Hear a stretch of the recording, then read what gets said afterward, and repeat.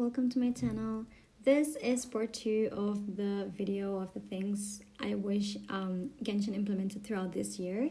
So if you've not seen the first part, please make sure to do so before watching this one. Or maybe it's okay if you watch it afterwards because, it's just the first part of the same list.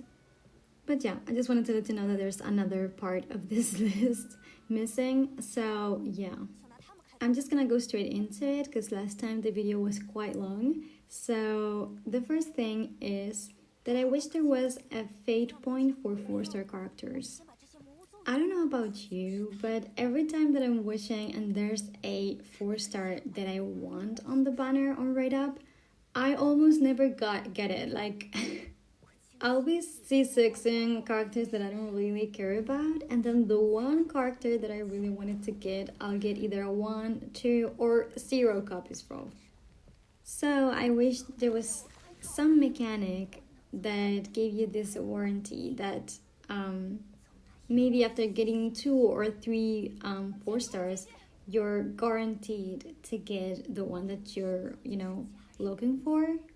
Having more events that gift 4 stars or that give like 4-star selectors like the Lantern Ride would be nice, but personally I think that just having this mechanic would make the whole 4-star situation a lot better, because it's hard enough to have to wait for the character to rerun, plus it rerunning with a 5-star that you're interested on, to then just end up pulling and not even getting a copy of that character.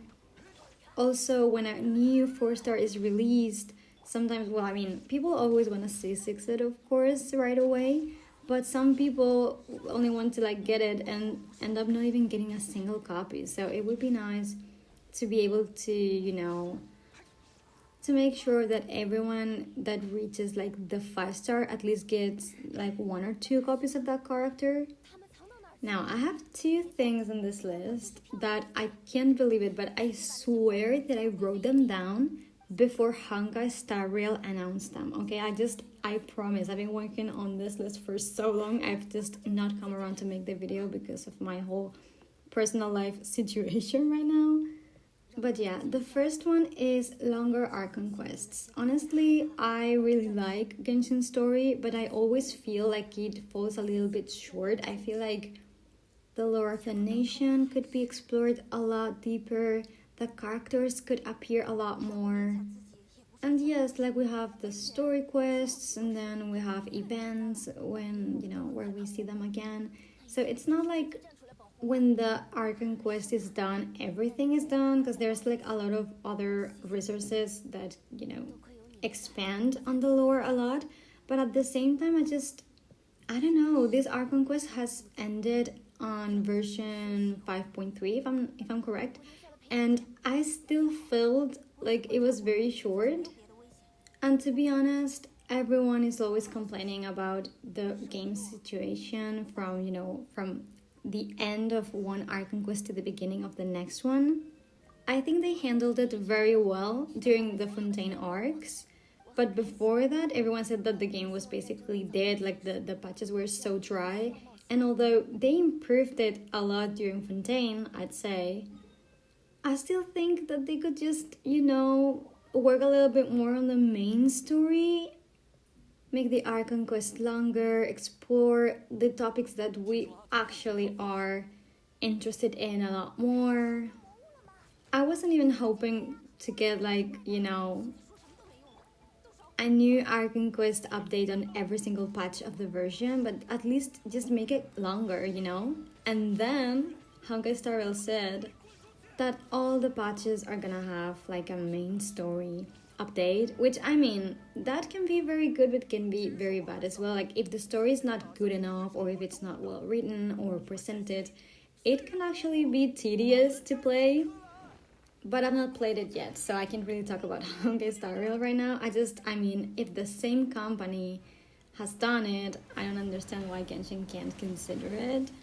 And don't get me wrong, if the story is perfect, being short, I wouldn't mind having just 2, 3, 4 patches of story. But I just don't feel it is that way. I always feel like there's a lot more to tell and to show, and a lot of the most amazing lore is always locked behind reading stuff and like researching on your own, which is very fun as well. But at the same time, I just feel like the story's kind of getting lost in itself in the game. So yeah, I'd really love it if they'd consider making longer arc quests. And the other thing is an object to reroll artifacts rather than craft them. Because don't get me wrong, the artifact transmitter I think is a good addition to the game because it makes you, it gives you the opportunity to craft your own artifact and you can choose a fair amount of stats. So I think that's nice because, artifacts are like artifact farming is too RNG. You can farm forever and still not get the piece that you want. So in that aspect, I think that the artifact transmitter was a very, very good addition to the game. But at the same time, I just feel like it's not enough because that artifact transmitter, that object, takes a lot of time to be able to, to make the artifact that you want with the main stat and the substats if you want to, use all the slots that you can. And that's just for it to roll badly afterwards, I heard that they were gonna change that and that at least a few of the roles were guaranteed to go into the ones that you selected, which I guess is fine. But to be honest, I would very much rather just farming and farming and farming, and once I get the artifact that I want, be able to get something that's gonna allow me to reroll it, because it is very frustrating when you're farming the same domain constantly just for you to finally get the piece that you want and it just roll terribly. So I would really rather having something to reroll that artifact than just, having to try and craft them this way, because also it is very time limited and it takes a lot of time to just get all the, the elixirs and everything. So yeah, I will not say the transmitter is not good. I think it is definitely a step in the right direction. But still, I would like to reroll, the artifacts that I already own. And Honkai Star Rail has also done this, although I will say that there's a way in which Genshin could do it better, because I don't want it to be like a reward from like specific events or like after a specific amount of time has passed, you get one. No, like that's too time limited. And actually, re-rolling doesn't guarantee anything. Like, again, being able to re-roll the same artifact doesn't guarantee that you're going to get the piece that you want. So, what I would do is to make it in a way that you can farm those artifact re-rollers, if we can call them like that. Because, for example, if I'm farming the same domain every single day, I'm spending all my resin there. But now it comes to a point where I have all the characters, what am I even saying? I have all the artifacts I would need for that character, except of one, So that one, let's say I've gotten the artifact, but it rolled badly, so I'm forced to continue farming that domain. Well, why can't I just waste my resin differently? Why can't I go somewhere else to like a domain or some kind of other activity that's also resin related and just get those rerollers and try to reroll that specific artifact instead of continuing farming the same domain, trying to get a similar artifact, which is probably gonna take ages, just for it to reroll badly again. You get what I mean? So yeah, I don't even want them to gift us the rerollers. I want us to be able to decide. Like, if people prefer to just continue farming and try for another one, good for them, But if people prefer to waste their resin getting something to reroll the artifacts they already own, I think that should be perfectly fine. And both things require farming, so it's not like you're gonna spend less time playing, which is what they want. They want us to play a fair amount of time on their game. So yeah, I don't even want it to be gifted to us. I want to be able to decide if I still can get other better pieces from the same domain. I would rather continue farming the domain and see if I can get better pieces. But if I'm at a point in which I already have the pieces but they just rolled badly, I would rather farm the other thing to get the rerollers, if that makes sense. The next thing is more quests in general with the characters that we love, like the playable characters, and those quests being actually related to character, the lore, or both. Because don't get me wrong, the stories we usually get, which are related to NPCs, are so good, and I don't want them to get rid of those. But the thing is that I don't want to have NPC stories without having first stories about the actual playable characters, which are, the ones that we care about. So yeah, I would like them to, consider playable characters for the extra content and not just, making the story quests, the hangouts, and the events. I would like them to have like actual quests, like for example, in the world quests of the nations. And also, I would like it if there was a possibility to find playable characters in the open world. Plus, for example, letting us go back into places we've been before. Like, for example, Citlali's house. Like, we go there, we visit her during the story, and then we're unable to go there. And I'm not saying, like, at all times, but it would be nice if there was, like, a certain time span in which we could just go there and walk in again and, like, visit her or something. Or, like, hours, like certain hours in which you can see, for example, everyone at their workplace, and then maybe at other times they're resting, so they're doing other activities. I don't know, why can't we find that? Why can't I go to Mondstadt and see Jean at her desk and see Lisa in the library? It's just those things, like, why aren't they there? That's their workplace, that's where they should be. And later, like, why can't I find, like, Kaya, Jean, chilling at the tavern? It's just... I think that it should be a given, but it's not. So I wish it was implemented in the game, definitely. And, well, this is the last thing of my list, but it's kind of a lot to talk about. So I hope I can make it in not too much time. But please do not abandon past lore. Because I know that, writers have probably changed over the years and such.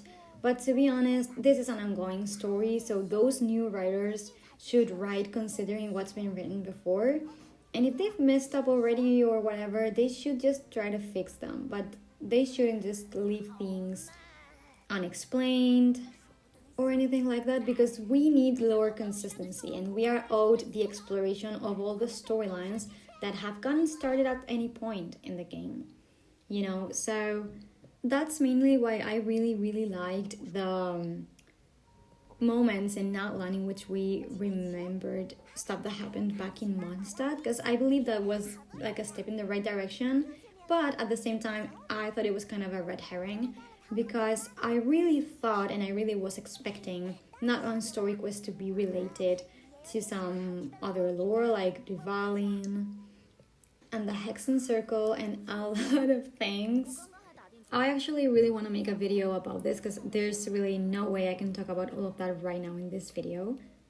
But I really, really wish they would, finish all the things that have been started at any point.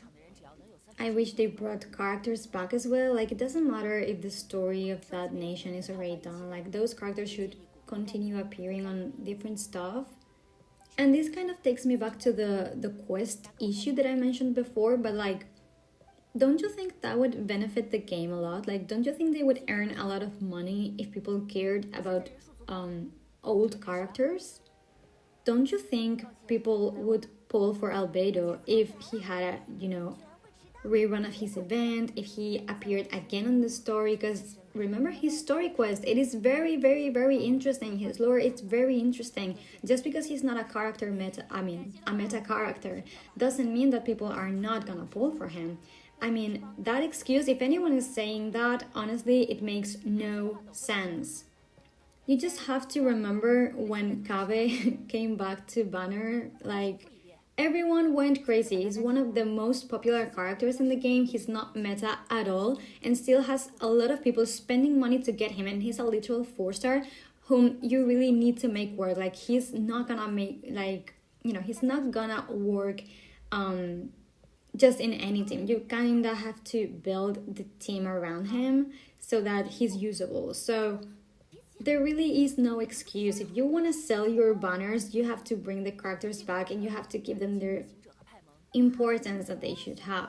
Same thing with Bendy. Like, do you think people would not pull for an Archon with that lore just because he's not meta anymore? Also, they kind of nerfed him, so they could unnerf him. I mean, but still, like, if they bring the character back and give him the importance it should have, people are gonna pull for him. The thing is that they're focusing too much on the new things and are letting the old things die.